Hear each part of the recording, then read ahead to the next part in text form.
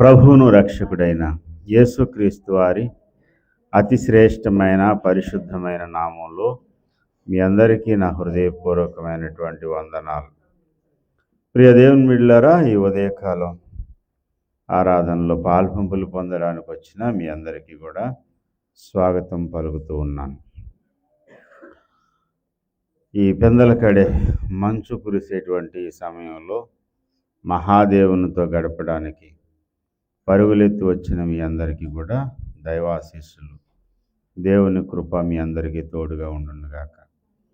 దేవుని వాక్యాన్ని మనము ధ్యానం చేసుకుందాం. పరిశుద్ధ బైబిల్ గ్రంథంలో నుండి దానియేలు గ్రంథంలో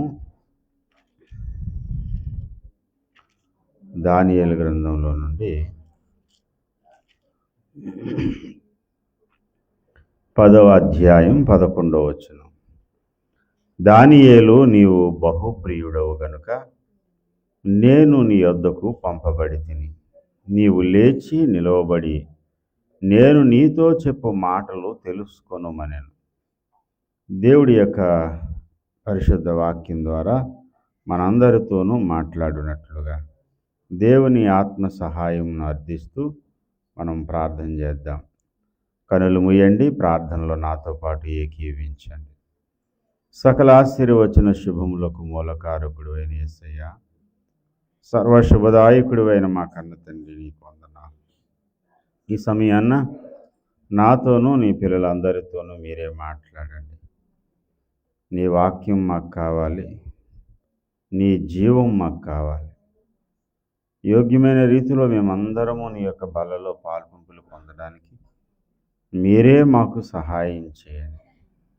ప్రతి విధమైన అభ్యంతరాలు, ఆటంకాలు దూరం చేయమని, సమస్త మహిమ, ఘనత, ప్రభావాలు మీరు మాత్రమే పొంది మా జీవానికి ఆధారమైనటువంటి మా కన్న తండ్రి మమ్మల్ని దీవించమని, యోగ్యమైన రీతిలో అందరూ నీ బలలో పాల్పంపులు పొందే భాగ్యం నిమ్మని యేసయ్య నామంలోనే వేడుకుంటున్నాం పరమ తండ్రి. ఆమేన్, ఆమేన్. ప్రభునందు ప్రియమైన దేవుని బిడ్డలారా, ఈ యొక్క పరిశుద్ధ ఆదివార దినమందు దేవుని సన్నిధికి, దేవుని యొక్క మాట వినడానికి వచ్చినటువంటి మనమందరము ఈ ఒక్క మాట మీద దృష్టి పెడదాం. ఆ ఒక్క మాట ఏంటి అంటే, పరలోకము నుండి దేవుని యొక్క సన్నిధి నుండి పంపబడిన గబ్రియేలు అనే దేవదూత గారు దానియేలు అనే భక్తుని దగ్గరకు వచ్చి మాట్లాడుతూ ఉన్నాడు. దానియేలు అని పిలిచి, నీవు బహుప్రియుడవు గనుక నేను నీ యొద్దకు పంపబడ్డాను. నీవు బహుప్రియుడవు గనుక నేను పంపబడ్డాను. అక్కడ గనుక అనే మాట గమనార్హం. దానియేలు పంపబడ్డానికి కారణం ఏంటి అని అంటే, ఈయన బహుప్రియుడట. అప్పటికి 21 దినాలుగా దానియేలు బహు నిష్ఠాగరిష్ఠుడై ఉన్నాడు. చాలా నిష్ఠ చేస్తున్నాడు. అప్పటికి దానియేలుకి సుమారు 90 ఏళ్ళు ఉండొచ్చు. సుమారు 90 సంవత్సరాల వృద్ధాప్యంలో ఉన్నటువంటి ఈయన ఒక ప్రత్యేకమైన కారణంతో దేవుని సన్నిధిలో దీక్ష చేస్తూ ఉన్నాడు. 10వ అధ్యాయము మొదటి నుంచి మనం చదివితే, పారసీక రాజుకు కోరెషు పరిపాలన కాలములో 3వ సంవత్సరమున బెల్తెషాజరును దానియేలుకు ఒక సంగతి బయలుపరచబడెను. గొప్ప యుద్ధము జరుగునన్న సంగతి నిజమే. దానియేలు దాన్ని గ్రహించెను. అది దర్శనమును వలన అతనికి, 2వ వచనం చదవండి.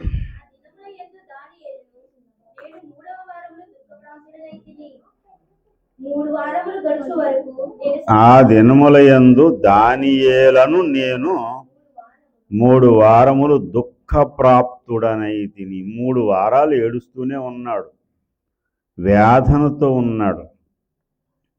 ఈ వేదన, ఈ దుఃఖము అతనికి సంతోషంగా భోజనం చేసే పరిస్థితి లేదు, మాంసం ముట్టలేదు, ప్రాణానికి ఉల్లాసం ఇచ్చే ద్రాక్షారసం నోటికి రానియలేదు, కనీసం స్నానాభిషేకాలు కూడా చేసుకోలేదు. అలా కూర్చుని ముసలాయన ఏడుస్తూనే ఉన్నాడు. ప్రభా, ఏదో ఒక గొప్ప యుద్ధం జరగబోతుందన్నావు, దాని గూర్చి నాకైతే అర్థమవుతుంది కానీ స్పష్టత లేదయ్యా. ఈ దర్శన వివరం ఏంటో నాకు చెప్పు. అసలు ఏం జరగబోతుంది? ప్రపంచం యొక్క స్థితిగతులు ఎలా ఉండబోతున్నాయి? అంతిమ దినాలలో జరగబోయేదేంటి? ఇలా చాలా విషయాలు దేవుని దగ్గర పెట్టి ఆయన ప్రార్థన చేస్తూ ఉన్నాడు. ఆ ప్రార్థన తీవ్రత, ఆ ప్రార్థన మీద అతనుకున్న పట్టుదల అతన్ని సంతోషంగా భోజనం చేయనివ్వలేదు. దేవుని యొద్ద తాను తెలుసుకోవాలి అని అనుకున్నటువంటి సంగతిని గూర్చి అతని హృదయంలో ఉన్న వాంఛ, తీవ్రత అతనికి నిద్ర పట్టనీయలేదు. కనీసం వెళ్ళి స్నానం చేసి శుభ్రంగా తయారై వద్దామని మనసు కూడా రాలేదు. అలాగని ఏమైనా చదువు సంధ్య లేనటువంటి ఒక అనాగరికుడా అంటే కాదు. ఒక బాధ్యత కలిగిన ఉన్నతోద్యోగిగా, ప్రధానమంత్రిగా ఉన్నాడు. చక్రవర్తులు మారారు, రాజ్య స్థితిగతులు మారాయి. సుమారు 70 సంవత్సరాలు అతని యొక్క పరిపాలన, అతని యొక్క అధికారము, తనకున్న హోదా అయితే మారలేదు. రోజు రోజుకి ఆ హోదా ఎక్కువవుతూ వచ్చిందేమో కానీ అతనుకున్న అంతస్తు తగ్గిపోలేదు. అలాంటి ఒక ఉన్నత అంతస్తులో ఉన్నటువంటి ఒక గొప్ప వ్యక్తి దేవుని పాదాలు పట్టుకుని ఏడుస్తూ ఉన్నాడు. శరీరంలో ఓపిక లేని వయసు రీత్యా ఓపిక లేదు. అతడు యవన ప్రాయంలో ఉంటుండగా నెబుకద్నెజరు అతన్ని యెరూషలేము నుండి బబులోను రాజ్యానికి తీసుకుని వచ్చేసాడు. యవన ప్రాయం మొదలుకొని 70 సంవత్సరాల అధికారిగా ప్రభుత్వాన్ని ఏలుతూ ఉన్నాడు. అంటే ప్రజలను పరిపాలన చేస్తున్నాడు. 70 సంవత్సరాలు. అంతకుముందు ఒక 20 ఏళ్ళు అనుకుంటే 90 ఏళ్ళు వయసు. లేదు సార్, అప్పటికి ఆయనకి 18 ఏళ్ళు అనుకుంటే ఇది 88 సంవత్సరాలు. అందుకే సుమారుగా దానియేలు వయసు 90 ఏళ్ళు అన్నాను. ఆ వయసులో అతడు విస్తారమైన వేదన కలిగి దుఃఖప్రాప్తుడై దేవుని సన్నిధిలో ప్రార్థన చేస్తూ ఉంటే దేవదూత గబ్రియేలు గారు వచ్చి అంటున్నాడు, దానియేలు, నీవు బహుప్రియుడవయ్యా, అందుకే నేను నీ వద్దకు పంపబడ్డాను. అసలు నువ్వు ప్రార్థన చేయడానికి ఎప్పుడైతే మొదలుపెట్టావో ఆ రోజే నేను నీ దగ్గరికి వెళ్ళాలని దేవుడు నాకు ఆజ్ఞాపించాడు. నీవు తగ్గించుకొని 12వ వచనం చదవండి. అప్పుడు అతడు, దానియేలు, భయపడకుము, నీవు తెలుసుకోవాలని నీ మనస్సును నీవు అప్పగించి నిన్ను తగ్గించుకొని ఆ మొదటి దినము మొదలుకొని నీవు చెప్పిన మాటలు వినబడినవి గనుక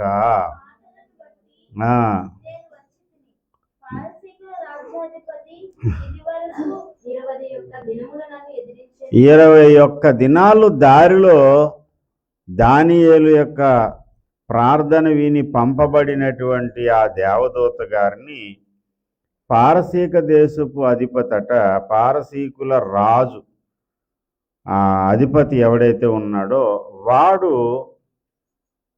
ఆయన్ని ఎదిరించి అడ్డగించాడట. ఇక పారసీకుల రాజుల సముఖమున నేను నిలుచుచుండగా ప్రధానులలో మిఖాయేలు ఒకడు నాకు సహాయము చేయవచ్చును. 21 రోజులు అడ్డగించాడట దారిలో. పారసీక దేశపు రాజు అధిపతి, పారసీకుల అధిపతి అనేటువంటి వాడు అడ్డగించాడట.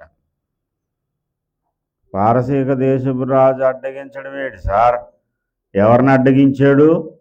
దానియేల్నా లేకపోతే గబ్రియేల్నా? గబ్రియల్ దేవదూత గారిని. గబ్రియల్ దేవదూత గారు రోడ్డు మీద నడిచిరాడు కదా, ఎక్కడి నుంచి వస్తాడు? ఆకాశంలోంచి రివ్వున వచ్చేస్తాడు. ఆకాశంలోంచి రివ్వున దిగొచ్చి గదులు గోడలు ఆయన ఏం చేయలేవు, ఏమీ అడ్డుకోలేవు, ఎక్కడికైనా రాగలడు. దేవదూతలు ఆత్మరూపులు వాళ్ళు. ఆయన్ని ఈ పారసీక దేశపు అధిపతి అడ్డుకోవడం ఏంటి? అది కూడా 1 రోజు 2 రోజులు కాదు, 21 రోజు అడ్డుకున్నాడట. అసలు దేవదూతల బలం ఎలాంటిదంటే మామూలు కాదు. దేవదూతలందరిలో కూడా గొప్పవాళ్ళు, బలవంతులు, గొప్ప పేరు పొందినటువంటి వారు ఎవరంటే ఈ గబ్రియల్ గారు. ప్రత్యేకమైన కార్యం కొరకు ఈ గబ్రియల్ గారు వస్తారు. అలాంటి ఆయన అడ్డుకోవడం ఏంటి సార్ అంటే, ఇక్కడ అడ్డుకున్నది మామూలు సాదాసీదా ఒక రాజు కాదు, పారసీకుల అధిపతి అని పిలువబడినటువంటి దుష్టుడైన సైతాను. సైతాను గాడికి అనేక పేర్లు, అనేక ప్రదేశాలు. వాడు ఈ భూమిని పాలించడానికి ఒక్కొక్క సమయంలో, ఒక్కొక్కనొక కాలంలో, ఒక్కొక్క చోట అతడు సింహాసనం ఏర్పాటు చేసుకుంటాడు. పెర్గము సంఘంతో చెబుతాడు, సాతాను సింహాసనం ఉన్న చోట నీవు కాపురమున్నావు. పెర్గము అనేటువంటి ప్రాంతంలో సింహాసనం వేసుకున్నాడు.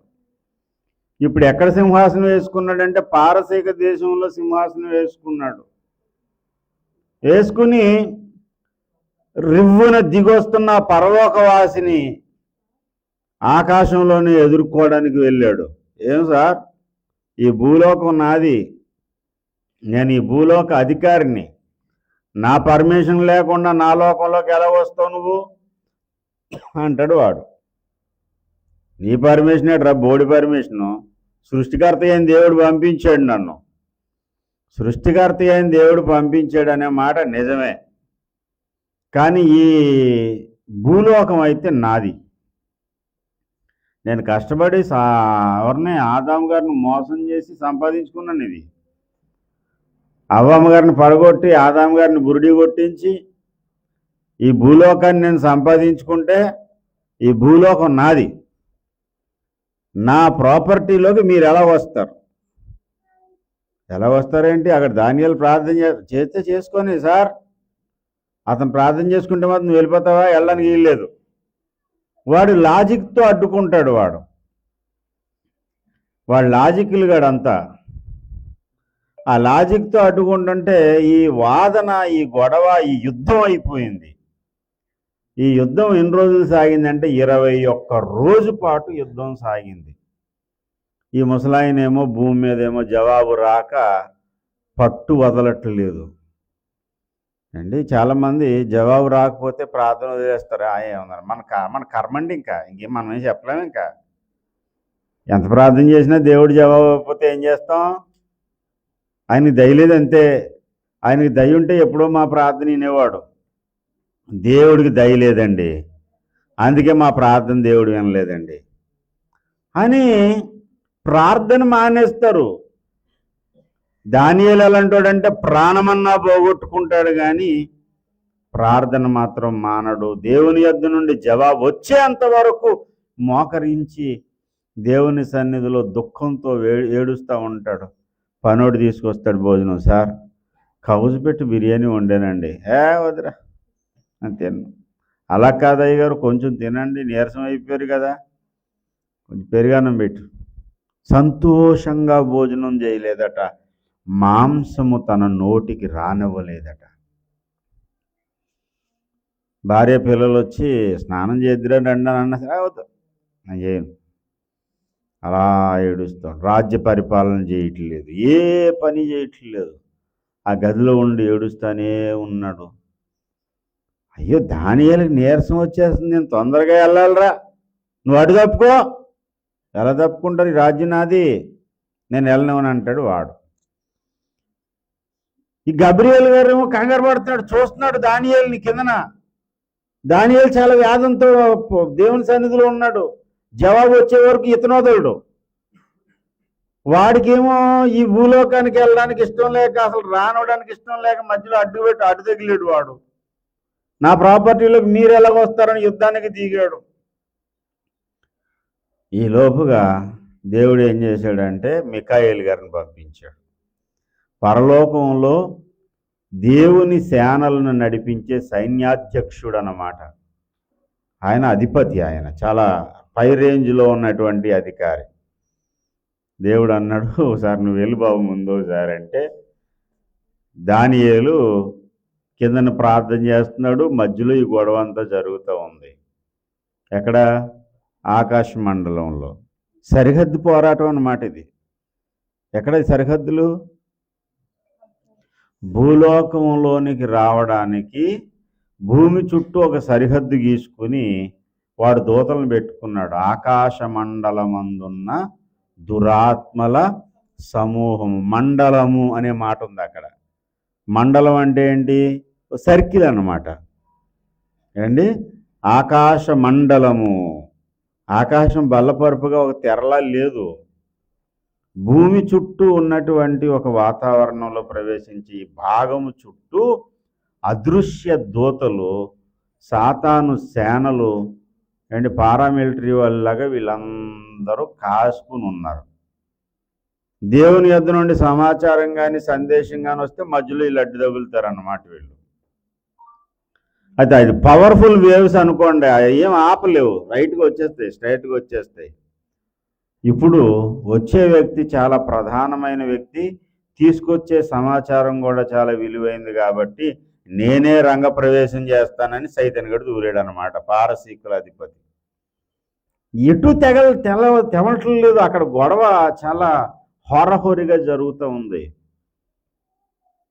అప్పుడట ఎవరు అక్కడ నిలవడానికి తెగించే వాళ్ళు ఎవరూ లేకపోతే పరలోకం నుంచి మికాయేలు గారు వచ్చేసాడు. సరాసరి మికాయేలు గారు వచ్చి, గబ్రియల్ గారు నేను చూసుకుంటాను వీటి సంగతి అని చెప్పి, ఇప్పుడు ఫైట్ ఎవరితో స్టార్ట్ అయింది? మికాయేలుకి ఈయనకి జరుగుతుంటే సైలెంట్గా గబ్రియల్ గారు భూమి మీదకి వచ్చేసాడు. దేవునికి స్తోత్రం కలుగునుగా. చాలా నాగ్గా చేశారు ఫైట్ అక్కడ. ఇద్దరు కలిసి పోరాటం మానేశారు.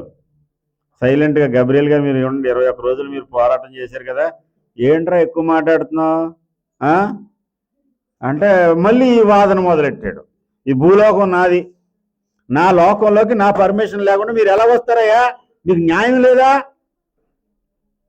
మీ దేవుడు చూస్తే నీతి న్యాయాలు కలిగిన దేవుడు అంటాడు.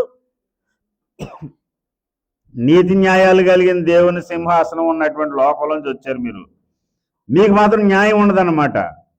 వచ్చేస్తారు మా ప్రాపర్టీలోకి.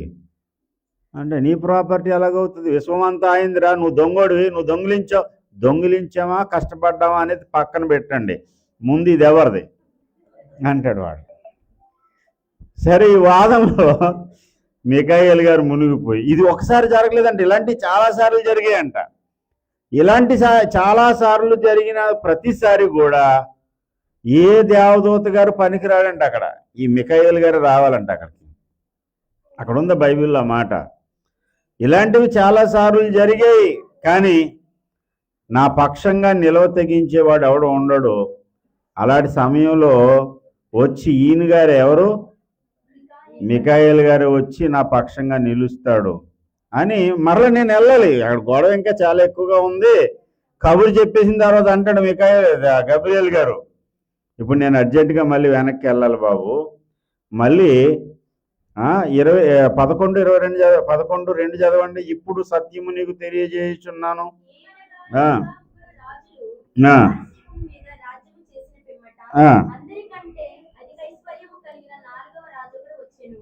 క్షమించండి అమ్మ, అది కాదు, ఇంకా పైన 20వ వచనం చదవండి. 10:20.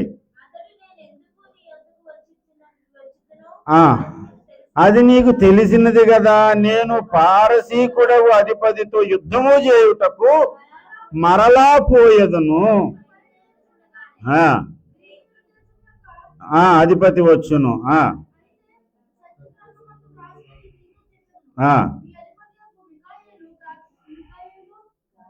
గాక ఈ సంగతులను గూర్చి నా పక్షముగా నిలవ తెగించిన వాడొక్కడునూ లేడు. పరలోకంలో ఇంకెవరు లేరు. ఎవరి పక్షంగా నిలవ తెగించేవాడు? గబ్రియల్ పక్షంగా యుద్ధం చేసి అంత పోరాటం చేయాలంటే అవతల హ్యాండ్ కూడా పెద్ద హ్యాండే అండి. డబ్ల్యూడబ్ల్యూ ఏదో ఉంటుంది చూడండి, వారీజ్ వారా ఏమంటారు, అది రావీజ్ వారా, కొట్టేసుకుంటుంటారు. ఆ దెబ్బలాటలో అవతలడితో నిలవాలంటే యువతలోడు కూడా మంచి బలవంతుడై ఉండాలి. ఏ దేవదూత గారు అతని పక్షంగా నిలిచేవాడు లేడు, ఈయనే. కాబట్టి నేను మళ్ళీ ఎక్కడికి వెళ్ళాలి, మాకు యుద్ధం అయితే ఉంది. నేను వచ్చిన సంగతి నీకు అర్థమైంది కదా దానియేలు, మరలా నేను వెళ్తాను. మనకు తెలియకుండా ఆకాశ మండలంలో పెద్ద వారు జరుగుతూ ఉంటుంది ఎప్పటికప్పుడు. అందుకని దేవుణ్ణి ఏమంటారంటే సైన్యములకు అధిపతియగు యెహోవా. దేవునికి స్తోత్రం. నా చిన్నప్పుడు నాకు అర్థం కాదు, దేవుడికి సైన్యం ఎందుకండి? సైన్యం ఎప్పుడు అవసరం ఉంటుంది? ఒక పోరాటం అనేది ఉన్నప్పుడే సైన్యం అవసరం అండి. ఈ పాండిచేరి రాష్ట్రం వేరు, మన ఆంధ్రప్రదేశ్ అనే రాష్ట్రం వేరు. ఆ రాష్ట్రానికి ఈ రాష్ట్రానికి చట్టాలు వేరువేరుగా ఉన్నాయి, ప్రభుత్వ అధిపతులు వేరువేరుగా ఉన్నారు. కానీ అది ఆ రాష్ట్రానికి ఈ రాష్ట్రానికి సరిహద్దు దగ్గర పారామిలిటరీ ఉన్నారా? మిలిటరీ వాళ్ళు ఉన్నారండి? ఎవరు లేడు. అందులోకి వెళ్ళిపోవచ్చు, ఇందులోకి వచ్చేయచ్చు. ఇటు వచ్చి ఆ ఎక్సైజ్ డిపార్ట్మెంట్ వాళ్ళు తాగేసి లేకపోతే మద్యం రవాణా చేస్తున్నారని అక్కడికి ఒక చెక్ పోస్ట్ పెట్టారు అంతే. అది కూడా ఒకసారి ఉండదు. కానీ ఆ రాష్ట్రానికి మన రాష్ట్రానికి ఏమి లేదంటే శత్రుత్వం లేదు. శత్రుత్వం ఉన్నప్పుడు ఏముంటుంది? సైన్యం ఉండాలి. అంటే దేవునికి సైన్యం ఎందుకు ఉందంటే దేవునికి ఒక శత్రువు ఉన్నాడు. ఆ శత్రువు అయిన సైతానుతో పోరాటం చేయడానికి దేవుని పక్షంగా యుద్ధం చేసేటువంటి సైన్యము దేవునికి ఉంది. పరలోక సైన్య సమూహము యేసయ్య పుట్టినప్పుడు దిగి వచ్చారు. దేవునికి స్తోత్రం. అంటే మామూలుగా రాలేదు, సైనికులు వచ్చారు. మధ్యలో వీళ్ళు అడ్డుకుంటుంటారు, ఎవడను అడ్డుకున్నదో దెబ్బేసి కిందకు వచ్చేస్తారనమాట. దేవునికి స్తోత్రం. దానియేలు 21 రోజు దేవుని సన్నిధిలో ఉండి ప్రార్థన చేస్తున్నప్పుడు 21వ రోజున దేవుడు జవాబిచ్చాడు. దేవునికి స్తోత్రం. ఈ తరుణంలో అంశంలోకి వెళ్ళకముందు ఒక మాట చెప్తున్నాను. నీకు ప్రార్థనకు జవాబు రానంతసేపు నువ్వేం చేయాలి తెలుసా? ఆ దుష్ట శక్తుల్ని బంధిస్తూ ప్రార్థన చేయాలి. ఏ దుష్ట శక్తి అయితే నా ప్రార్థనకు జవాబు రాకుండా అడ్డుకుంటున్న అపవిత్రాత్మలారా మిమ్మల్ని పొమ్మని ఆజ్ఞాపిస్తున్నాను. యేసుక్రీస్తు నామములో అడ్డు తొలగండి. దేవుని దగ్గర నుండి జవాబులు రాకుండా అనేక సార్లు దేవుని పిల్లలకు దేవుడిచ్చేటువంటి సమాధానము, బహుమానము దేవుని యొక్క వాక్ రాకుండా ఈ దెయ్యాలే అడ్డుకుంటూ ఉంటాయి అన్నమాట. అడ్డుకుంటున్న దెయ్యాలను ఏం చేయాలంటే బతిమాలొద్దు, ఏం చేయాలి? మనము కూడా తొలగిపోమని ఆజ్ఞాపించాలి. ఇప్పుడు అక్కడ వాదించేటువంటి దేవదూత గారు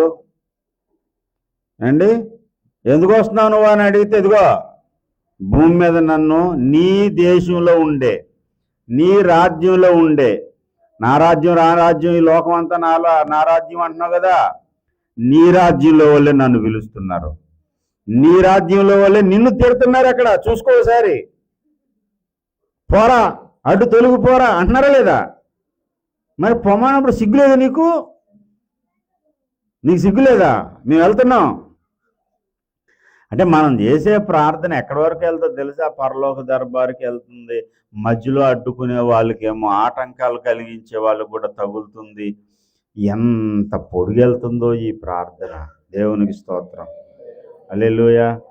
మీరు ఎప్పుడైనా ఏదైనా సందర్భంలో పోలీస్ స్టేషన్కి వెళ్తే, తప్పు చేశాను కాదులేండి, ఏదో కారణంతో ఏదో సందర్భంలో వెళ్తే ఆ పోలీస్ స్టేషన్లో ఏమంటారు దాని పేరు, వాకీటాకీ ఒక వ్యవస్థ ఉంటుంది. దాని పేరు నాకు పూర్తిగా తెలియదు, కానీ చిన్న చిన్న వాకీటాకీలు పెట్టుకుని మాట్లాడుతూ ఉంటారు. 1 టౌన్ ఏరియాలో ట్రాఫిక్ రూల్స్ బ్రేక్ చేసుకుని వాడు వెళ్ళిపోతున్నాడు, బండి నెంబర్ పలానా ఓవర్, ఆడెక్కడో 2 టౌన్ దగ్గర 1 టౌన్ దగ్గర చెప్తే అది 3 టౌన్లో 1 టౌన్లో అన్ని టౌన్ స్టేషన్లు వినబడుతుంది సేమ్ టైము. ఆ వాకిటాకీలో మాటలు అందరి దగ్గర అన్ని పోలీసుల జీపుల్లో కూడా వినబడుతూ ఉంటుంది. ఏదో ఒక విషయంలో పోలీస్ స్టేషన్కి వెళ్తే ఇదే వినబడుతుంది మాటి మాటికి. సినిమా రోడ్లో ట్రాఫిక్ అడ్డంగా లారీ పెట్టారండి, ఓవర్ అంటున్నాడు. ఈ మాట అక్కడ వినబడుతుంది. అప్పుడు నాకు అర్థమైంది ఏంటంటే, నీ ప్రార్థన పరలోకమందు వినబడింది అన్నాడు కదా. మనం భూమి మీద మాట్లాడుతుంటే సింపుల్గా వాకిటాకీ కూడా లేదు మన దగ్గర. Wireless walkie-talkie prayer. Wireless walkie-talkie అండి ప్రేయర్ అంటేనే. అసలు వైర్లెస్సే కాదు, వాకిటాకీ లేదు ఇక్కడ. ప్రార్థన చేస్తున్నాం, ఈ ప్రార్థన పరలోకంలో వినబడుతుంది. మధ్యలో దేవుని రక్షణ సైన్యం దగ్గర కూడా ఆ జీప్ ఉంటుంది అనమాట. వాళ్ళ దగ్గర వాళ్ళ వాహనంలో కూడా వినబడుతుంది. రే సిగ్గులేదురా, నేను పో దుష్టుడా పో, అటు తొలగి పో అంటున్నారు. వాళ్ళందరూ అంటున్నారు కదా, ఇంతమంది నిన్ను చీచి అంటున్నా, నీకు సిగ్గులేదా? సైతాన్ గారిని ఎర్రెక్కించడానికి కూడా ఇలాంటి ప్రార్థనలు చేయాలండి. మీకు తెలుసా సాతాను ఎదిరించు సూత్రాలని మొంగమూరు దేవదాస్ అయ్య గారు రాసిన పుస్తకంలో ఇలాగే ప్రార్థన చేస్తారు. సైతానా, చాలాసార్లు యేసయ్య చేతిలో ఓడిపోయావు, అయినా నీకు సిగ్గులేదా? యేసయ్య శిష్యుల చేతిలో కూడా నువ్వు ఓడిపోయావు, నీ తల మాత్రం చితగొట్టబడింది, కేవలం నీ తోకే ఉంది, అయినా నీకు సిగ్గులేదా? పో యేసు నామములో. చాలా వెరైటీగా ఉంటుంది ప్రార్థన. ఒకసారి మా అన్నయ్య నేను ఒక ఏరియాకి వెళ్ళాం వాక్యం చెప్పడానికి. ఒక పూట నేను చెప్పాను, 2 పూటలు మా అన్నయ్య చెప్పాడు వాక్యం. ఆ తర్వాత రోజు యేసుదాస్ అయ్య గారు చెప్పారు. ఆ రోజు చాలా ఆటంకం. ఆ ఊర్లో చేతబడి శక్తులతో ఉన్న వాళ్ళు ఉన్నారంట, చేతబడి చేసేటువంటి వ్యక్తులు ఉన్నారంట. వాక్యం చెప్తే చాలా ఆటంకం, ప్రార్థన చాలా ఆటంకంగా జరుగుతుంది. ప్రార్థన చేస్తున్నాం, ప్రభువా ఈ ఆటంకాన్ని తొలగించు. ఆత్మలో చాలా అభ్యంతరాలు కనపడుతూ ఉన్నాయి, చాలా గలివిలు ఉంది. ఉదయం నుంచి ప్రార్థన చేస్తూ ఉన్నాం, ఎంతసేపు ప్రార్థన చేసినా జవాబు రావడం లేదు, విడుదల రావడం లేదు, పరిశుద్ధాత్మ కుమ్మరింపు జరగడం లేదు. అలాగా ప్రార్థనకి వెళ్ళే సమయానికి ముందు మా అన్నయ్య నేను అలా ప్రార్థన చేస్తుంటే మా వాడు అన్నాడు, వరే నువ్వు ప్రార్థన చేయరా అన్నాడు. నేను మొదలెట్టాను. సాతానా, యేసయ్య చేతిలో చాలాసార్లు నువ్వు ఓడిపోయావు, అయినా నీకు సిగ్గులేదా? నువ్వు ఆయన శిష్యుల చేతిలో కూడా చాలాసార్లు ఓడిపోయావు, అయినా నీకు సిగ్గులేదా? పో యేసుక్రీస్తు నామంలో అని చెప్తూ ముంగమూరు దేవదాసయ్య గారి చేతిలో కూడా చాలాసార్లు ఓడిపోయావు అని ఆయన అన్ని వాడుకున్నాడు కదా. ఇప్పుడు ఆయన ప్రార్థన కూడా నేను వాడుకున్నాను.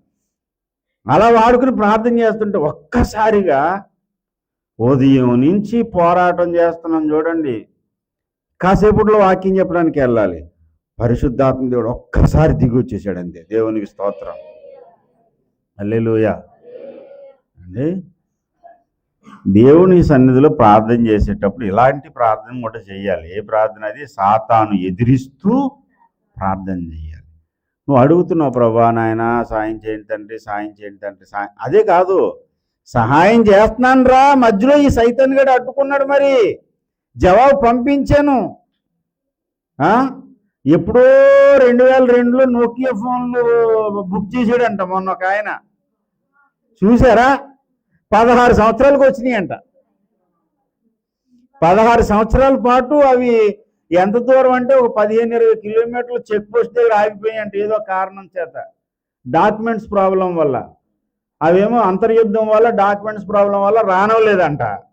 ఆ అంతర్యుద్ధం వల్ల నోకియా ఫోన్ ఆగిపోతే ఇప్పటికి 16 సంవత్సరాల తర్వాత ఎప్పుడో నోకియా ఫోన్లు రాగానే అవి పట్టుకొని తెగ నవ్వుతున్నాడు. ఇప్పుడు ఏం చేసుకోవాలి సార్ ఈ డబ్బా ఫోన్లు, ఎవడు కొంటాడు? అలాగా వచ్చే మెటీరియల్ని ఆపినట్టు, అంతర్యుద్ధాలు ఆపినట్టు సైతాన్ గడు ఆపుతూ ఉంటాడు. నువ్వేం చేయాలి? మధ్యలో వాటిని బ్రేక్ చేస్తూ ప్రార్థన చేయాలి. దేవునికి స్తోత్రం, హల్లెలూయా. ఇది స్పిరిచువల్ వార్ఫేర్లో భాగం. ఇది ఆధ్యాత్మిక పోరాటం. ఇది డీమనాలజీ అనేటువంటి ఒక శాస్త్రం ఉంది, సైతాను విజ్ఞాన శాస్త్రం, సైతాన్ని గూర్చిన శాస్త్రం. ఈ సైతాన్ గడు ప్రతిదానికి అడ్డు తగులుతూ ఉంటాడు. అందుకని మనం ప్రతి కార్యం కొరకు ఏం చేయాలంటే వాడిని బ్రేక్ చేస్తూ వాడికి ఒక మాట వేస్తూ ఉండాలి మధ్య మధ్యలో. ప్రార్థన అంటే దేవునితోనే మాట్లాడడం కాదు. మధ్య మధ్యలో జాజు కొట్టినప్పుడు చూడండి, అని కొడతారు పైన కంచం మీద. అలాగా మధ్య మధ్యలో ఒక దెబ్బ ఆడి మీద కూడా వేయాలి. అయితేనా అడ్డుదలుగు, మా కార్యాలకు నువ్వు అడ్డుదలుగు ప్రతిసారి. అందుకనే ప్రార్థన చేసేటప్పుడు ఆఖరిలో కూడా చాలామంది భక్తులు నేర్పించారు పద్ధతి. యేసు రక్తమునకే జయము, ప్రభు యేసు రక్తమునకే జయము. లాస్ట్లో ఏమన్నారు? సాతాను క్రియలకు సంపూర్ణమైన నాశనం. ఈ ఒక పాట కింద నేర్పించారు మంగమూరి దేవదాసయ్య గారు. అది నాకు సరిగ్గా రాదు, కానీ పాస్టమ్ గారు బాగా కంటస్తాడు, అత్మాళ్ళకి అంట ఉంటుంది అనమాట. అది అండి అనంతకాలం ఏంటది? సాతాను క్రియలకు సర్వకార్యములు యందు శ్రమలతో కూడిన చావు నీకు. సర్వకార్యములు యందు శ్రమలతో కూడిన చావు ఎవరికి? ఆడికి జ్ఞాపకం చేయరే, నువ్వు ఎన్ని కార్యాలు చేసినా నీకు శ్రమలతో కూడిన చావు, నీకు అదే మూడుతుంది, లాస్ట్కి అదే నీ గతి అని ఒక జాజి దెబ్బ వేస్తూ ఉండాలన్నమాట ఆయన మీద. అలా వేసి ప్రార్థన చేసినప్పుడు మనకు విడుదల వస్తుంది. ఊరికనే ప్రార్థన చేస్తే అలా ఏడుతూ కూర్చోవద్దు. దానియేలు పాపం అలా ప్రార్థన చేస్తూ ఉన్నాడు దేవుని సన్నిధిలో. అంటే ఇక్కడ మనం నేర్చుకోవాల్సిన పాఠాలు. ప్రార్థనకు జవాబు వచ్చేంత వరకు ప్రార్థనలో నుంచి లెగొద్దు. 2, ప్రార్థనలోని మనం పోరాటం చేసేటప్పుడు జవాబు రావడం కోసం మనం ఏం చేయాలి? మధ్యలో ఆటంకాలు అభ్యంతరాలు కలిగించే దెయ్యాలను బంధిస్తూ ప్రార్థించాలి. అప్పుడే మనకు దేవుని యొద్ద నుండి విజయం వస్తుంది. దేవునికి స్తోత్రం కలుగునుగాక. చాలామంది ఊరికే కృంగిపోతున్నారు, అయ్యో మాకు ప్రార్థనకు జవాబు రాలేదండి, మేము ఎంత అడిగినా. ఇంకా కృంగుదల ఎంతవరకు వెళ్ళిపోద్ది తెలుసా? దేవుడి మీద అలగడం మొదలు పెడతారు. ఆయన మా ప్రార్థన ఎందుకు వింటావులే నాయన, మేమేమి గొప్ప వాళ్ళమని మా ప్రార్థన వినాలి. ఈ సమయంలో ఈ ఇంత పోరాటం చేసేవాడు ప్రార్థన వినడు దేవుడు. ఏడుతున్నవాడు ప్రార్థన. ఇంకొకడు ఎవడో తెలివైనవాడు సింపుల్గా ప్రార్థన చేస్తాడు. ఎరా సైతన్గా, నాకు దేవుడు పంపించిన ఉత్తరం మధ్యలో ఎందుకు నువ్వు తీసుకున్నావు? సిగ్గులేదా నీకు? సిగ్గు శారం లేదేంటి? ఎన్నిసార్లు చీ అన్న కుక్క అన్న సిగ్గు ఉంటుంది, నీకు సిగ్గులేదేంటి? సిగ్గులేనోడా, పో యేసునామంలో. నాకు వచ్చే జవాబు అత్యవసరంగా ఎమర్జెన్సీకి రావాల్సిందే, నువ్వు ఎంత మాత్రం నిలవడానికి వీలు లేదు, నువ్వు తగో అని ఇంకొకటి తెలివిగా ప్రార్థన చేయాలి. వాడికేమో జవాబు వస్తుంది, నీకేమో జవాబు లేదు. ఎంత ఏడుస్తున్నాను, నా ప్రార్థన నా యథయథికే వచ్చింది, ఇన్ని రోజులు బట్టి ఏడుస్తున్నాను. ఏమైనా నా స్వార్థం కోసం ఏడిసేనా? లోక క్షేమం కోసం. దానియేలు ఏమైనా సొంతం కోసం, ఏమైనా ఉద్యోగంలో ప్రమోషన్ కోసమో, లేకపోతే మంచి పట్టు వస్త్రాల కోసమో, ఏమైనా వీటి కోసం ఏమైనా ఏడిచాడండి? లేదు లేదు. దేవుని యొక్క సంకల్పం ఏంటో తెలుసుకోవాలి, దేవుని చిత్తానుసారమైనటువంటి యుద్ధం ఏంటో తెలుసుకోవాలి, అసలు దేవుడు ఏం జరిగిస్తున్నాడో తెలుసుకోవాలని ఈయన పోరాటం చేశాడు. మరి ఇంత మంచి పోరాటానికి దేవుడు జవాబు ఇవ్వద్దు? ఇవ్వాలి. ఇద్దామనే మొదటి రోజే ప్రార్థన నోట్లో ఉంటుండగానే, పరలోకంలో ప్రార్థన వినబడగానే గబ్రియేల్ గారిని చెప్పాడు, బాబు నువ్వు వెళ్ళి అర్జెంటుగానే, నా కుమారుడు చాలా ముఖ్యమైన అంశం ప్రార్థన చేస్తున్నాడు, వెళ్ళి నువ్వు చెప్పు. ఈ పరలోక దర్బారులో నీకు తెలియజేయబడిన మర్మం అంతా వివరంగా చెప్పి వెళ్ళి చిత్తం తండ్రి అని బయలుదేరాడు. ఆయన బయలుదేరితే 21 రోజు ఈ ఆటంకాలు. అలాగే ఇక్కడ కూడి ఉన్నటువంటి చాలామంది ప్రార్థనలకి అభ్యంతరం కలగడానికి, ఆటంకం కలగడానికి ఆకాశ మండలంలో ఉన్న దురాత్మలే కారణము. ఏంటి, మన పాపము పరలోకంలో వినబడకుండా అడ్డుకుంటుంది అనేది ఎంత నిజమో, నువ్వు పాపాలను ఒప్పుకొని ఏడ్చి ప్రార్థన చేసినా ప్రార్థనకు జవాబు రావడం లేదు అంటే ఈ దుష్ట శక్తులని గ్రహించి వాటిని బంధిస్తూ ప్రార్థన చేయండి. ఈ ట్రిక్ నేర్చుకోండి, తప్పకుండా ప్రార్థనలో మనకు విజయం కలుగుతుంది. దేవునికి స్తోత్రం కలుగునుగాక. హల్లెలూయా. దేవుని యొద్ద నుండి జవాబు వచ్చేసింది. జవాబు తీసుకొచ్చినటువంటి ఆయన చెప్తున్న మాట ఏంటంటే, బాబు పరలోక దర్బారులో ఉన్న ఆటంకాలు తొలగిపోయి ఈ అభ్యంతరంగా ఆటంకంగా నిలబడినటువంటి ఆ వ్యక్తిని దేవుడు పక్కకు నెట్టేసి అతనితో పోరాడడానికి ఏమో మిఖాయేలును పంపించి నన్ను ఈ భూమి మీదకి పంపించే ఈ ప్రాసెస్ అంతా చేయడానికి మూల కారణం ఏంటో తెలుసా? నీవు బహుప్రియుడవు. అక్కడ గనుక అనే మాట కోసం ఇంతసేపు చెప్పవలసి వచ్చింది. ఇంత పోరాటం, ఇంత వ్యవస్థ అంతా ఎందుకు జరిగిందంటే నీవు ప్రియుడవు గనుక. ఏ ప్రియుడు? బహుప్రియుడవు. ఫలానా వాళ్ళకని అడ్రస్ చెప్పట్లేదు, మరలా ఎవరికి చెప్తున్నాడు అండి? సార్వత్రికంగా చెప్తున్నాడు, బహుప్రియుడవు. దానియేలు నీవు దేవునికి ప్రియుడవు అని అన్నాడు. అక్కడ దానియేలు నువ్వు ప్రియుడు అన్నాడా? ఏదోటి అన్నాడు లేరా బాబు, నీ దిక్మాల ప్రసంగం సంపేతన పట్టుకొని ఆ ఒక్క మొక్కే పట్టుకుని ఎంతసేపు సాగదెత్తవా? ఈ పాటికల్లా 10 కథలు చెప్పేది 100 మంది పాస్టర్లు అయితే. బైబిల్లో అబ్రహాం మొదలుకొని ప్రకటన గ్రంథం యోహాను వరకు వచ్చేద్దరు. ఇన్ని కథలు చెప్పడం మానేసి ఇంకొక ఆయన ఉన్నాడు, ఆయన మంచి అన్నయ్యే. ఆయన కూడా ఆయన ట్రిక్లు నేను గమనించాను. దేనికైనా ఒక కథ చెప్తాడు ఆయన, దేనికైనా. ఇప్పుడు మొన్న సీఎం గారు వచ్చిన క్రిస్మస్ పండుగ కూడా, క్రిస్మస్ పండుగలో ఏదైనా మంచి టాపిక్ చెప్తాడేమో అనుకున్నాను. భలే కథ చెప్పాడు అక్కడ కూడా. ఆ కథ చెప్తారు ఆయన నవ్వకండి, అవి కూడా అవసరమే.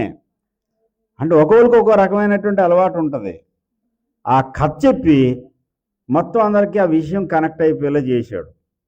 అలా బోల్డ్ కథలు చెప్పొచ్చు, కానీ ఇప్పుడు నేను మాత్రం ఆ కథలు చెప్పదలుచుకోలేదు. ఇక్కడున్న ఈ వాక్య భాగంలో ఉన్నటువంటి విషయం ఏంటో దాన్ని తవ్వి తీసుకుని దాన్ని నేర్చుకుని దాని ప్రకారంగా నడుచుకోవాలనేది నా ఉద్దేశం. ఆయన కథ చెప్పడం వల్ల ఫైనల్ ఆయన గురి ఏంటంటే ఒక సత్యాన్ని నేర్పించాలనేది అండి. ఇప్పుడు మరలా వద్దాం ఎక్కడికి? 10-11 అమ్మ, 10-11 అమ్మ.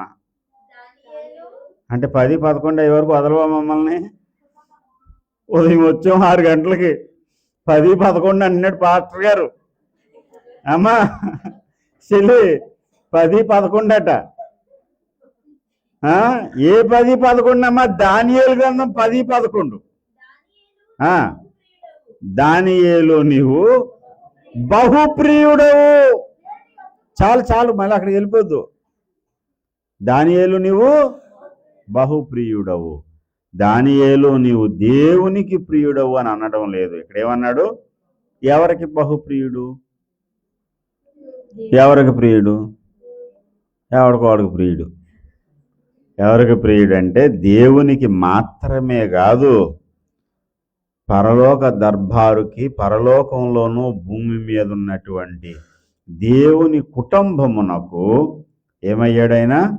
ప్రియుడయ్యాడు. దేవునికి స్తోత్రం కలుగునుగాక. భక్తుడు అనేటువంటి వాడు ఎలాంటి వాడు అంటే అండి, 16వ కీర్తన 2వ చరణం 3వ చరణం,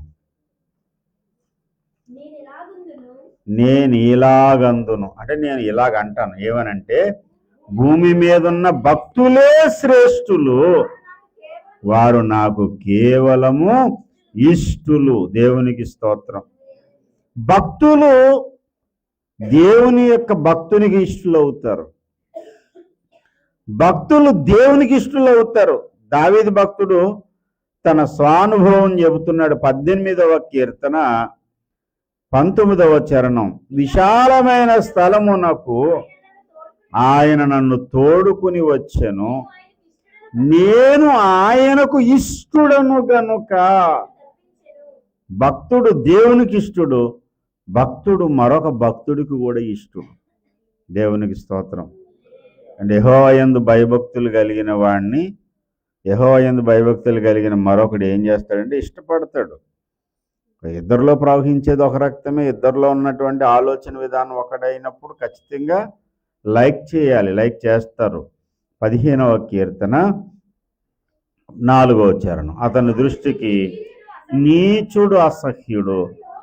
యెహోవా యందు భయభక్తులు కలిగిన వారిని నీ ప్రవర్తన దేవునికి అనుకూలమైందనుకోండి, నువ్వు ఎంత పొడుగు ఎంత దూరం సాగుతావో తెలుసా?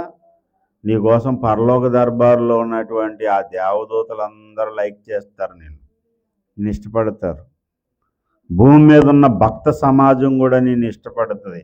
యేసయ్యను అంగీకరించడం అంటే కులం తప్పిపోవడము ఏంటి? యేసయ్యను అంగీకరించడం అంటే కొంతమంది అభిప్రాయం ఏంటంటే అందరికి దూరం అయిపోతామండి, ఇంకెవరు ఉండరండి మనకి, ఇంకా మనం దిక్కులేని పక్షులం అయిపోతాం అనుకుంటున్నారు. దిక్కులేని పక్షులు అయిపోవు. యేసయ్యను అంగీకరించడం అంటే ఏమనుకుంటున్నావు? భూపరలోకాల్లో బంధుత్వాలు వచ్చేస్తాయి. దేవునికి స్తోత్రం, హల్లెలూయా.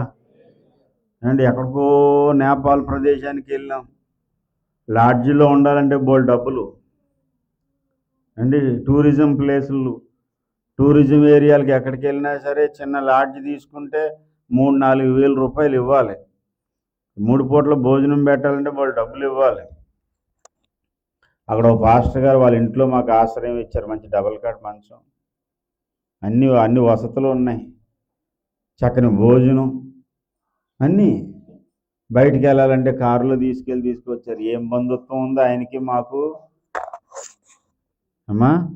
యేసయ్య రక్తమును బట్టి బంధుత్వం వచ్చింది. దేవునికి స్తోత్రం కలుగునుగా. యేసయ్య రక్త సంబంధం. నువ్వు దేవునికి ప్రియుడు అయ్యావనుకో, దేవునికి నువ్వు నచ్చేసావనుకో, పరలోకానికి కూడా నచ్చేస్తావు. భూలోకంలో పరలోకంలో ఉన్న దేవుని పిల్లలందరికీ నచ్చేస్తావు. ఏ మూలకి వెళ్తే ఆ మూలలోనే బంధుత్వాలు ఏర్పడిపోతాయి. దేవునికి స్తోత్రం, హల్లెలూయా.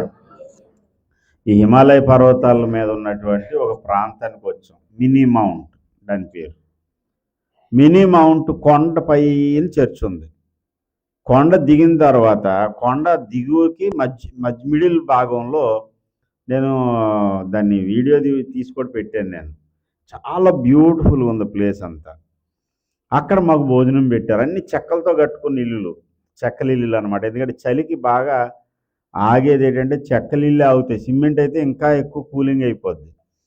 చెక్కల ఇల్లు అనమాట. ఆ చెక్కల ఇంట్లో మాకు భోజనం పెట్టారు. నాటుకోడి, అదేదో పచ్చడి, అయ్యే రకరకాల హాఫ్ బాయిల్డ్ కదా, మనకులాగా ఫుల్గా బాయిల్ చేయరు వాళ్ళు. సగం సగం చైనా వాళ్ళ టైప్ అనమాట. మంగోలియా జాతి ప్రజలు లాంటి వాళ్ళు అనమాట వీళ్ళు.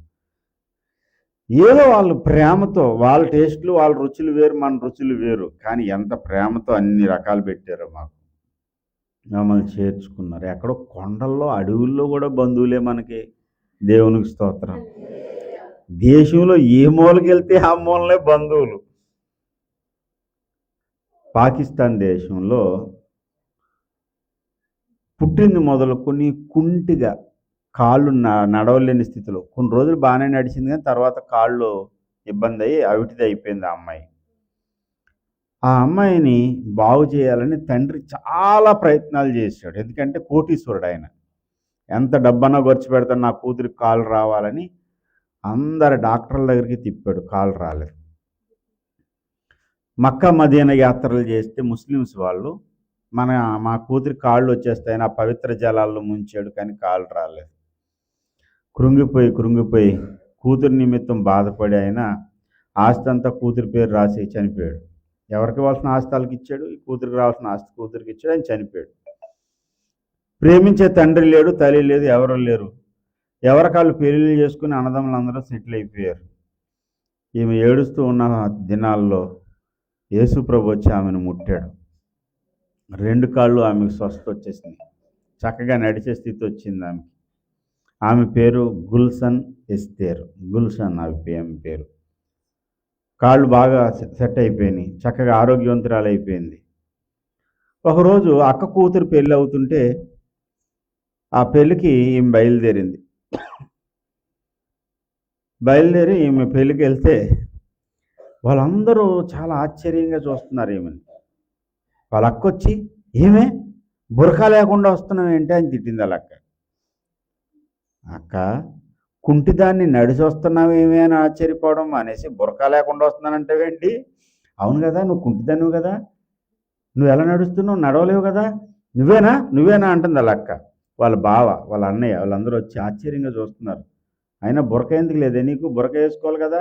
బురక అంటే తెలుసు కదా, నల్లగుడ్డ పైనుంచి కింద వరకు గోను సంచిలో కప్పేస్తారు కదా, పైనుంచి కనబడకుండా అండి. ఆ బురక అన్నమాట.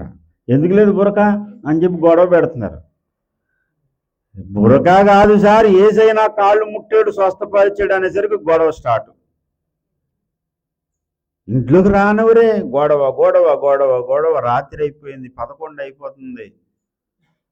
యేసుప్రభు దేవుడు కాదంటారు వాళ్ళు.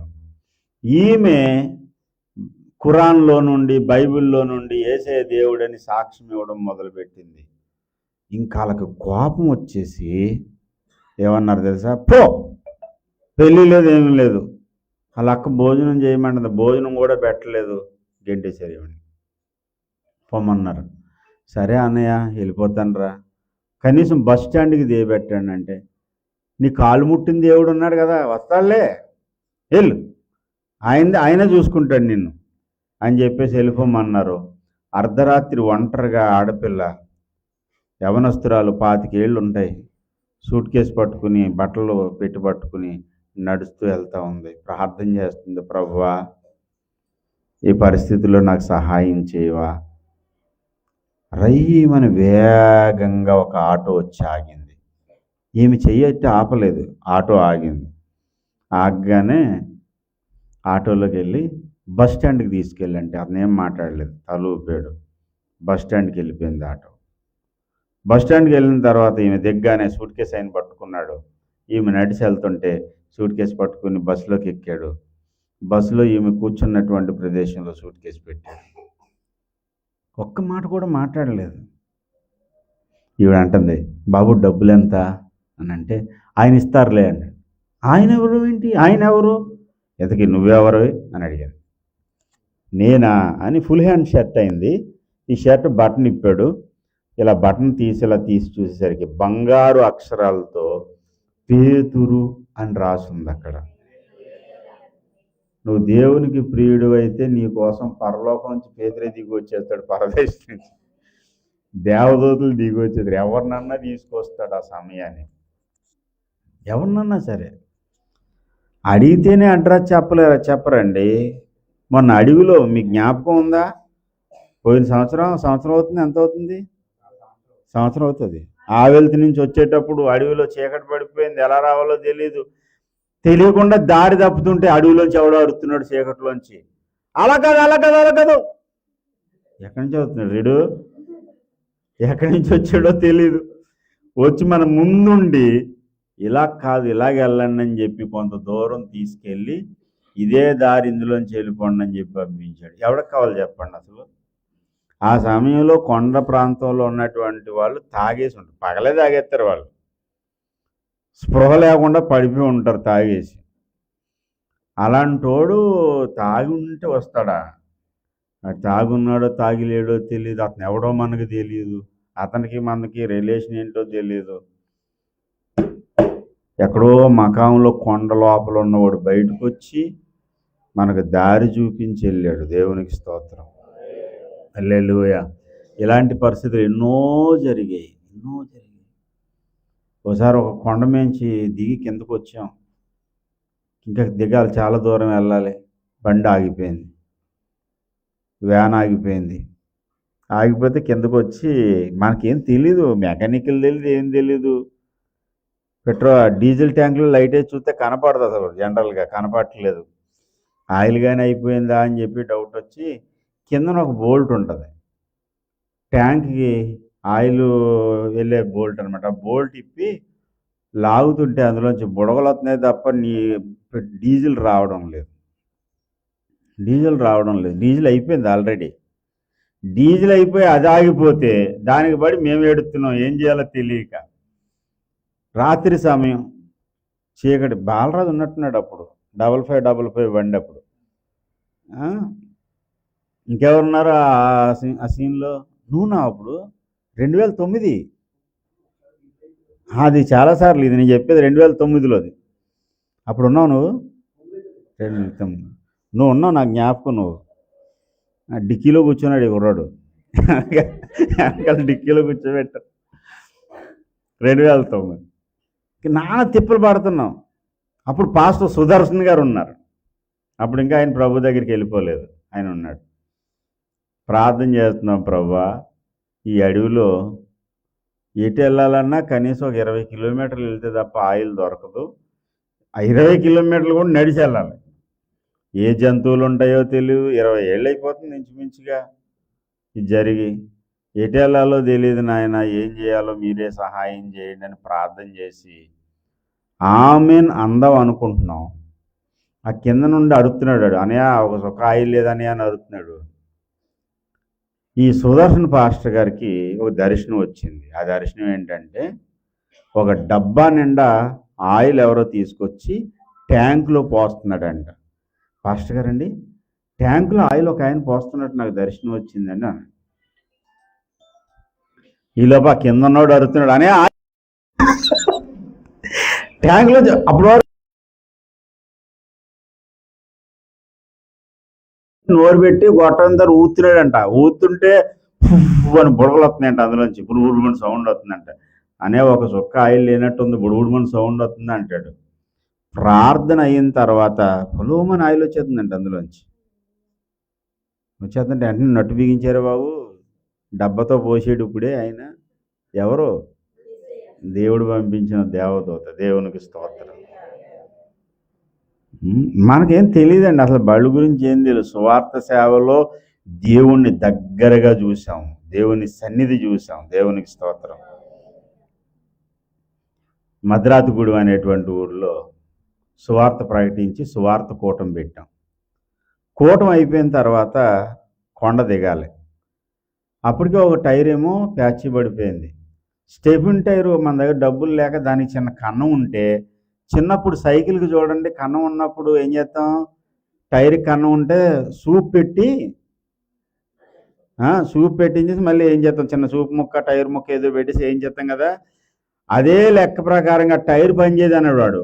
పనిచేయదంటే నేనేమన్నానంటే, బాబు ఇప్పుడు అనవసరంగా ఈ డబ్బులు పెట్టి కొనాలంటే మా దగ్గర డబ్బులు లేవు, ఓ పని చేయి, ఒకవేళ ఇది కానీ ప్యాచ్ పడిన స్టెపిన్ టైర్కి కన్నంలో నుంచి చిన్న టైర్ ముక్కో లేదా చిన్న సూప్ ముక్కో పెట్టేసి అంటే, ఏంటంటే ఇదేనా సైకిల్ అనుకుంటున్నారా అన్నాడు.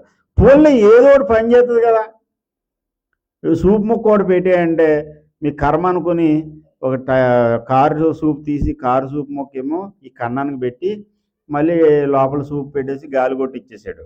గాలి కొట్టి ఇచ్చేసిన తర్వాత అది ఎలాగ బూరు పొంగినట్టు పొంగింది అక్కడ కన్నం దగ్గర.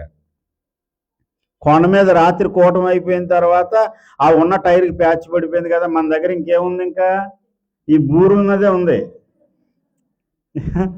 బూరులో పొంగిపోయింది. పొంగిపోయిన టైర్ని తీసుకొచ్చి ఫ్రంట్ వీల్కి వేసాం. అసలు ఫ్రంట్ వీల్కి వేయకూడదు, వెనకాల వేసినా బాగుంటుంది, ఇప్పుడైతే తెలుసు మనకి.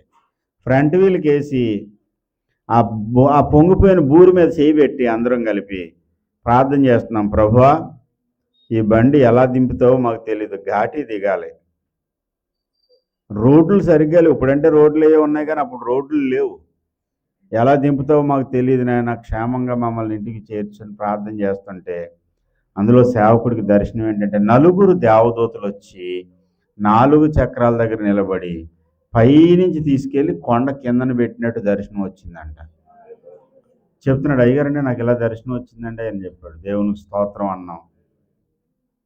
సరిగ్గా తార్ రోడ్డు వరకు కిందకు వచ్చే వరకు నడిచిందండి. కిందకు వచ్చిన తర్వాత డామ్ అని వెళ్ళిపోయి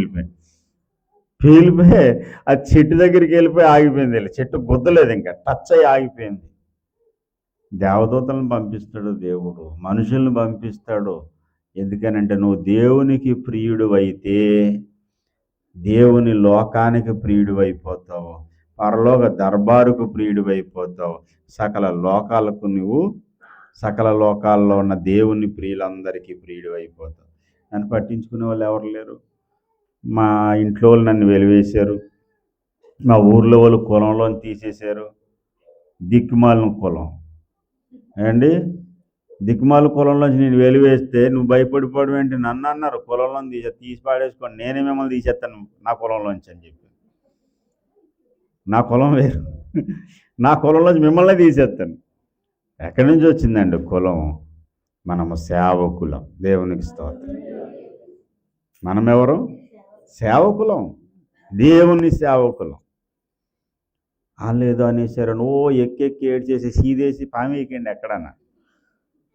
ఎవడే లేసేసేది?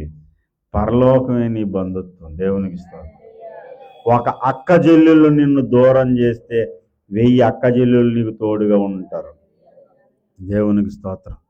కొంతమంది చాలా అంటారు, చచ్చిపోతే మేము రాం. నువ్వు రాకపోతే దేవుని పిల్లలు వస్తారు ఆ సమయానికి. భయపడొద్దు. పరలోక దర్బారు, పరలోక సైన్యము, దేవుని కుటుంబము ఎక్కడుందో తెలుసా? భూమి మీద కొంత కుటుంబం ఉంది, పరలోకంలో కొంత కుటుంబం ఉంది. భూమి మీద పరలోకంలోను ఎక్కడెక్కడ ఉన్నటువంటి కుటుంబాలన్నీ కూడా ఒకే తండ్రిని బట్టి కుటుంబం అని పిలువబడుతుంది. ఆ కుటుంబం అంతా నీకు తోడుగా ఉంటారు. దేవునికి స్తోత్రం. ముందు నువ్వు దేవునికి ప్రియుడవు కావాలి. నేను దేవునికి ఇష్టడను గనుక ఆయన నన్ను తప్పించెను. ఇది దావీదు సాక్ష్యం. దానియేలు సాక్ష్యం. దానియేలు నువ్వు ప్రియుడవు. ముగింపులో ఒక మాట చెప్తున్నాను. ఈ సాక్ష్యము, ఈ మాట దేవుడు నిన్ను గూర్చి అనేలాంటి పరిస్థితి నీకుందా? నీ దగ్గరకు వచ్చి, దేవుడు నువ్వు నాకు నచ్చేసావు అమ్మా, నువ్వు నాకు చాలా ఇష్టం, ఐ లైక్ యూ అనే పరిస్థితి ఉందా?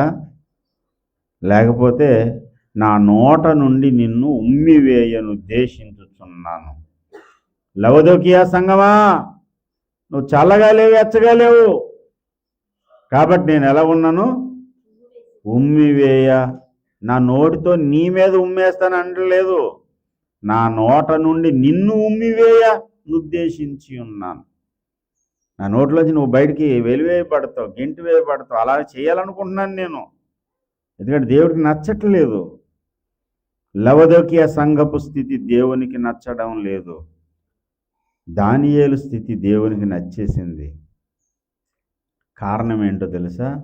దానియేలు నిబద్ధత కలిగిన మనిషి, నిలకడ కలిగిన మనిషి. చాలామందికి నిబద్ధత, నిలకడ ఉండదు. ఏ ఎండకి ఆ గొడుగు. అందరిలో ఉంటే అక్కడ ఆ గొడవ ఎత్తుతారు, ఇక్కడ ఈ గొడవ ఇక్కడ ఈ జెండా ఎత్తుతారు. ఇక్కడేమో ఏసు రక్తం జయం అంటాడు, అక్కడ ఇంకో జయం అంటాడు. ఏ ఎండకా కూడా చెప్తారు. మనం అందరితో కలిసిపోవాలి. కలవద్దని ఎవడు చెప్పాడమ్మా? అందరితో కలవాలి, అందరినీ ప్రేమించాలి. కానీ నీవెవరవో, నీ గుర్తింపేటో, నీ ఐడెంటిటీ ఏటో నువ్వు మర్చిపోవద్దు. నువ్వెవరివి? నేను ఇలాగ చెయ్యను, నాకు స్థితి ఉంది, నాకు గతి ఉంది. వ్యభిచారం చేయమని అతన్ని ప్రేరేపిస్తూ ఉంది పొతీఫర్ భార్య. యోసేపు ఏమన్నాడు? ఎంత నిబద్ధత కలిగిన, నిలకడ కలిగిన మనిషి అండి, మామూలుగా ఉన్నాడా? నేను దేవునికి వ్యతిరేకంగా ఇంత దుష్కార్యం, ఇంత ఘోరమైన దుష్కార్యం చెయ్యను. అన్యాయంగా జైలు కన్నా వెళ్ళాడేమో కానీ అతని జీవితంలో పాపం చేయడానికి తావివ్వలేదు. దానియేలు కూడా అంతే.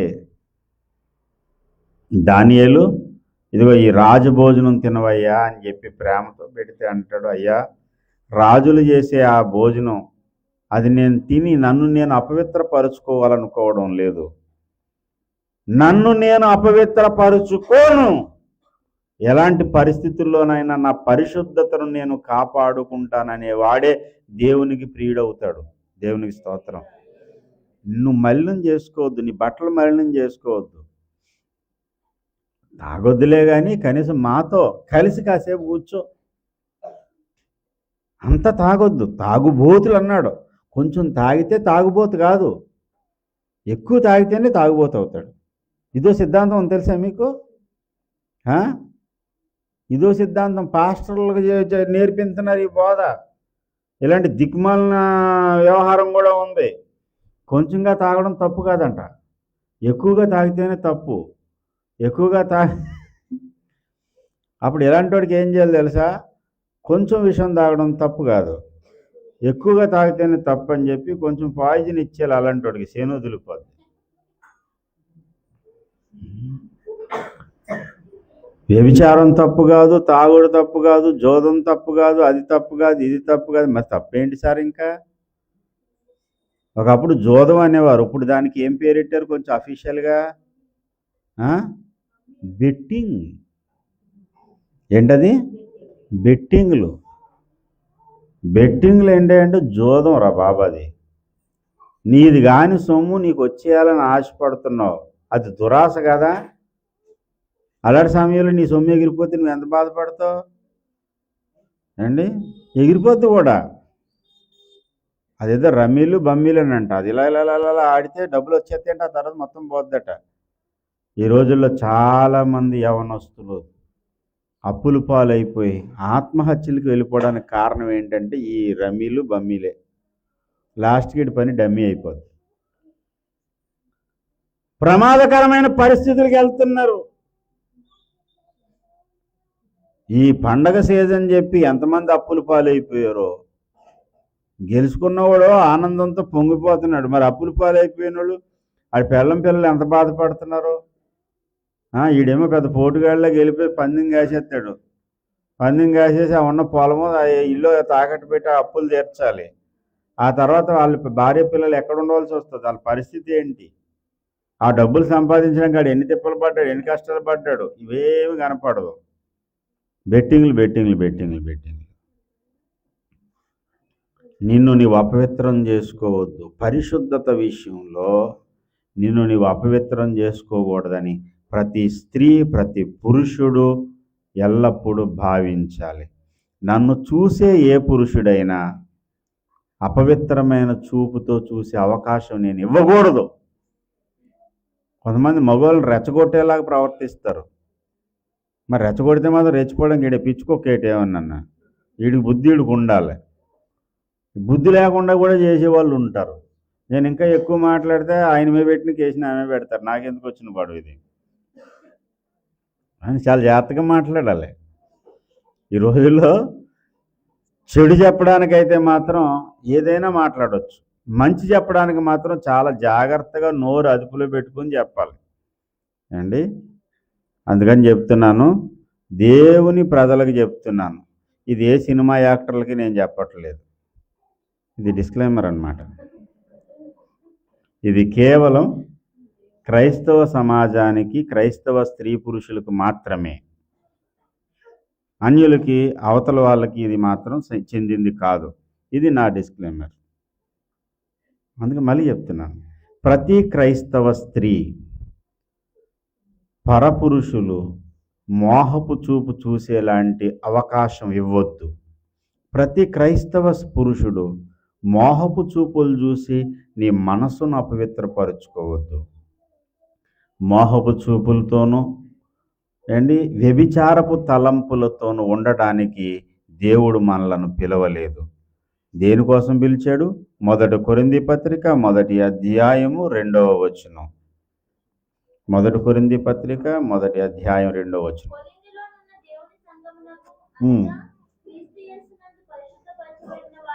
పరిశుద్ధపరచబడిన వారై పరిశుద్ధులుగా ఉండుటకు, పరిశుద్ధపరచబడిన వారై పరిశుద్ధులుగా ఉండుటకు పిలవబడిన వారు. అదండి సంఘం అంటే. నువ్వు పరిశుద్ధపరచబడి పరిశుద్ధంగా ఉండడానికి పిలువబడ్డావు. నీ దేహాన్ని అపవిత్రపరుచుకోవద్దు. కొంతమంది జారత్వం అనేది, వ్యభిచారం అనేది తప్పు కాదనేటువంటి ప్రసంగాలు చేసే వాళ్ళు ఉన్నారు స్వేచ్ఛ అటది. ఏం స్వేచ్ఛ? బోడి స్వేచ్ఛ. ఎయిడ్స్ వచ్చాక తెలుస్తుంది స్వేచ్ఛ ఏంటో.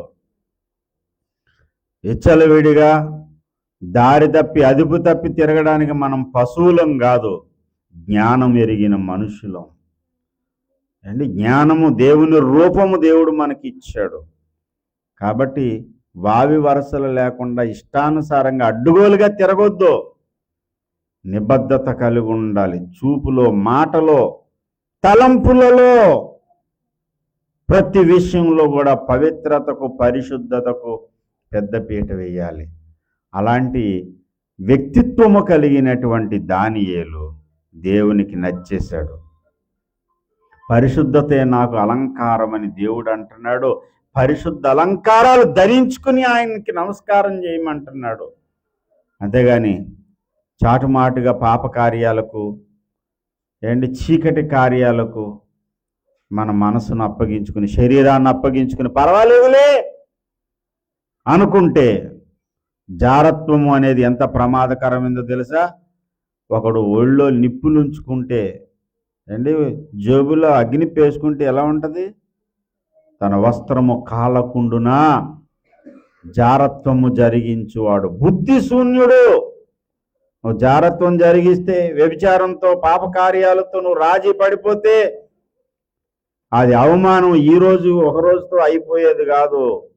నీ జీవిత కాలం అంతా అది నిన్ను వెంటాడుతూనే ఉంటుంది. సామెతల గ్రంథం 6వ అధ్యాయము 27వ వచనం, ఒకడు తన ఒడిలో అగ్ని ఉంచుకొని ఎడల వాని వస్త్రము కాలకుండున, ఒకడు నిప్పుల మీద నడిచిన ఎడల వాని పాదము కమలకుండున, తన పొరుగు వాని భార్యను కూడువాడు ఆ ప్రకారమే నాశనమగును, ఆమెను ముట్టువాడు శిక్ష తప్పించుకొనపోడు. 33, వాడు దెబ్బలకును అవమానమునకును పాత్రుడగును, వానుకు కలుగు అపకీర్తి ఎన్నటికీ తొలగిపోదు. ఒక్కసారి ఈ ముద్ర కానీ పడిందంటే అది ఎప్పటికీ పోదండి. ఒక్కసారి అలాంటి పాపపు ముద్ర సమాజంలో నీకు పడిందా, ఈడి బతుకేంటండి, దిక్కుమాలిన బతుకు, ఇదే ఒక బతుకే, దీని బతుకు కూడా అలాంటిదే, తరతరాలు ఉండిపోద్ది. సమాజంలో నిప్పులాగా బ్రతకాలంటే, దేవుని సంఘంలో దేవుని పిల్లలుగా నీవు చలామణి అవుతున్నటువంటి వ్యక్తివి, ఈ జారత్వము అనే మాట నీ నోటకు రానియొద్దు, నీ తలంపులకు రానియొద్దు. నీ దేహమును పవిత్రంగా కాపాడుకోవాలి అండి. కొంతమంది ఇంకా ఈ ఫ్యాన్ చూడండి, ఈ ఆల్ట్రేషన్ పెడతారు, అటు ఇటు తిరుగుతుంది కదా, ఆడపిల్లలు వెళ్ళిపోతాడు ఇంక అలా చూస్తూనే ఉంటాడు. ఈ మెడ పట్టేసిన వాళ్ళు ఇలా పొద్దు తిరుగుడు పువ్వు అనమాట. అది ఎడితే ఆ పిల్ల ఎటు వెళ్తుంటే ఇటు అటే తిరుగుతూ ఉంటాడు. ఏరా అంత ఇదేంది, అంత అవసరం ఏంటి?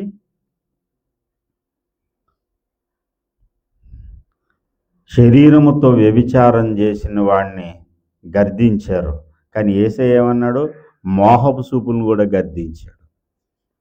కాబట్టి పవిత్రత అనేది దేవుని సంఘానికి, దేవుని పిల్లలకు అవసరం. ఆ పరిశుద్ధతను ప్రేమించేవాడిని దేవుడు ప్రేమిస్తాడు. దేవునికి స్తోత్రం. యేసయ్య పందులు కాపరి కాదు అండి, పందులకు ఆయన కాపరి కాదు. ఆయన ఎవరికి కాపరి? గొర్రెలకు కాపరి. దేవునికి స్తోత్రం. పరిశుద్ధులుగా ఉండడానికి పిలవబడినటువంటి మనము పరిశుద్ధతలో కొనసాగకపోతే దేవునికి ఇష్టలు ఎలాగవుతాం? నువ్వు దేవునికి ఇష్టడువైతే దేవుడు ఎంత దూరం అన్నా వెళ్తాడు. ఎంత దూరం వెళ్తాడంటే నీ పక్షంగా పోరాటం చేయడానికి పరలోక సైన్యాన్ని దింపుతాడు, సైన్యాధ్యక్షుడిని కూడా దింపేస్తాడు. దేవునికి స్తోత్రం. నీకోసం ఎంత దూరం వెళ్తాడు. నేను చెప్పాను కదా, గొల్సన్ ఎస్తేరు కోసం ఎవరు వచ్చేసారు? పేతురు గారిని పంపించేశాడు. మన కోసం కూడా నిద్రపోతున్నటువంటి వ్యక్తులు, అరే ఎలాగరా, నా పిల్లలు అక్కడ ఉన్నారు, వెళ్ళు, దారి చూపించని పంపించాడు. ఎన్నోసార్లు. ఒకసారి తెల్లవారుజామున ప్రయాణం ఉన్నది, ఒక చోట వాకింగ్ చెప్పడానికి వెళ్ళాలి. ఆ రోజు చాలా ప్రార్థన చేస్తాను, టికెట్ తీసుకోవడానికి డబ్బులు లేవు. కనీసం కారులో ఆయిల్ పోయించుకుని వెళ్దామన్నా కారులోకి కూడా పెట్రోల్ లేదు. ప్రార్థన చేస్తూ ఉన్నాం, పాస్టర్ గారు నేను. రాత్రి 11 గంటలకి తలుపు కొట్టారు. వచ్చి తలుపు కొడితే, ఏమ్మా ఇంత రాత్రి ఎప్పుడు వచ్చావు, అయినా నువ్వు ఒక్కదాన్ని వచ్చావు అని అడుగుతున్నారు పాస్టర్ గారు. అమ్మగారండి, మీరు ఉదయం వెళ్ళడానికి డబ్బులు లేవని అనిపించిందండి, ఎవరికి తెలియకుండా పట్టుకొచ్చానంట అని చెప్పి 1000-2000 చేతులు పెట్టి వెళ్ళిపోయింది అమ్మాయి. అర్ధరాత్రి 11 గంటలకి అండి. ఇలా ఎన్నోసార్లు, ఒకసారి కాదు, 100 సార్లు జరిగింది. దేవుడికి నువ్వు నచ్చేటువంటి పరిస్థితి నీకు వస్తే దేవుడు నీకు సహాయం చేయడానికి, నీ ప్రార్థన వినడానికి, నీ ప్రార్థన జవాబు ఇవ్వడానికి ఎలాంటి వ్యక్తులన్నా వాడుకుంటాడు. ఎంత దూరమైనా వచ్చేస్తాడు ఆయన. దేవునికి స్తోత్రం. ముందు పరిశుద్ధతను ప్రేమించు. దేవునికి నచ్చాలి. నువ్వు దేవునికి నచ్చలేని చెత్తంతా తీసి అవతల పారే. ప్రభు బలకు వెళ్ళే ముందు నిన్ను నువ్వు పరీక్షించుకో. దానియేలు, నీవు ప్రియుడవు అనే పరిస్థితి ఉందా? ఓ నీ నా నోటితో నేను ఉమ్మేస్తాను, ఆ నోట్లోంచి నుమ్మేస్తాననే పరిస్థితి ఉందా? ఎలా ఉందో పరిశీలన చేసుకుందాం, పరీక్ష చేసుకుందాం. ఒకవేళ దేవునికి ఇష్టం లేని క్రియలు నీలో ఉన్నాయా? వాటిని విడిచిపెడదాం, దేవునికి ప్రియులమవుదాం. దేవుడు మనకు సహాయం చేయనుగాక. రండి ప్రార్థన చేద్దాం. త్వరగా ప్రార్థనలో దేవుని పాదాలు పట్టుకొని ప్రభు వాళ్ళకు మనం ముందుకు సాగుదాం.